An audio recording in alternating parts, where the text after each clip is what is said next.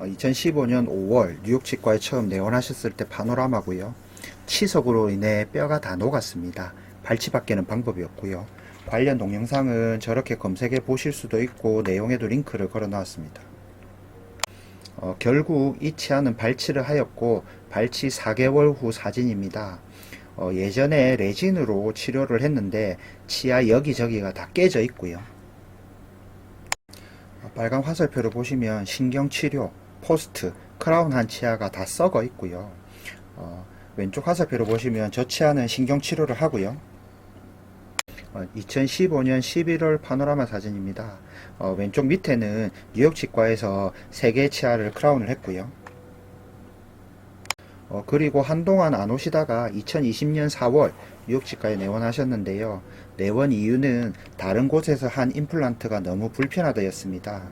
임플란트 한 곳이 부산에서 가장 저렴하다고 그 당시에 광고를 많이 하는 치과였습니다. 뉴욕 치과에서 한 것이 아니라서 손을 댈 수가 없어서 한 치과에서 해결하시라고 말씀을 드렸고요. 그 이후로 해당 치과를 30번 이상 내원한 것으로 알고 있습니다. 뉴욕 치과에도 한 10번 정도 내원을 하셨고요. 도저히 해결이 안 된다고 하십니다. 그렇다고 뉴욕 치과와 치료 방식이 너무 달라서 손을 댈 수도 없었고요. 그러면 일단 임플란트는 놔두고 다른 불편한 부위를 치료받고 싶다고 하셨는데요. 노란 원 부위를 보시면 음식물이 잔뜩 끼어 있습니다. 저렇게 관리가 안 되면 썩을 수밖에 없겠죠. 제일 끝 엑스레이를 보시면 제일 끝 치아의 뒤쪽 면은 양치가 가장 안 되는 부위입니다. 썩어 있는 게 관찰이 됩니다. 크라운을 뜯어내니 저렇게 되어 있었습니다. 뒤쪽이 다 썩어 있었고요. 2020년 9월에 신경치료를 마무리하고 크라운을 씌웠습니다. 2024년 10월에 그 임플란트의 크라운이 빠졌고 잃어버리셨다고 하셨습니다. 환자분은 크라운만 새로 하길 원하셨는데요. 구강 내에서 이런 상태입니다. 이 상태에서는 크라운을 다시 해도 결코 오래 쓸 수가 없습니다. 빨간 화살표의 길이가 어벗의 길이입니다. 저게 최소 3mm, 보통 4mm가 되어야 크라운이 잘 빠지지 않습니다. 그런데 저 어벗은 짧은 곳은 1.5mm, 길어봐야 2에서 2.5mm 정도 됩니다. 그러면 다시 만들어 봐야 또 크라운이 금방 빠질 것입니다. 그러면 왜 어벗의 길이가 1.5에서 2.5mm 정도밖에 되지 않을까요? 1. 골격적으로 저런 분들이 간혹 있습니다. 유전적으로 저런 VD, 버티칼 디멘전, 수직 고경을 갖는 경우이고요. 2. 치아가 마모되면서 VD가 낮아지는 경우입니다. 그래서 어벗부터 다시 만들기로 했는데요. 일단 본을 뜨고요. 뉴욕 치과의 맞춤 어벗입니다. 저 리텐션 그루브 덕분에 어벗의 길이가 3mm가 안 되더라도 크라운이 쉽게 빠지거나 하지 않습니다.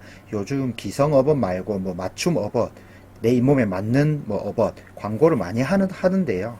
밑에 보이는 저 어벗도 맞춤 어벗입니다.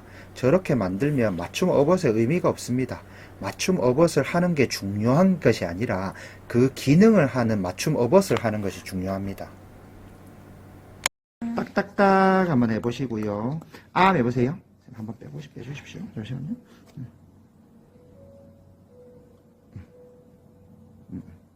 안 빠집니까? 다시 한 번 더 딱딱딱. 암 해보세요. 한 번만 더. 암 해보세요. 잠시만요.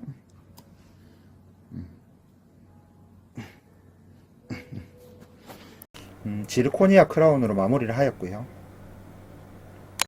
2020년 해당 치과에서 임플란트를 하셨을 때부터 1.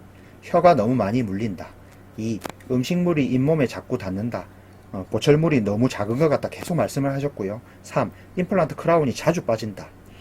자, 일단 1부터 보면요. 임플란트 보철물이 처음 들어가고 나서 한 달까지는 혀나 볼이 물릴 수 있습니다.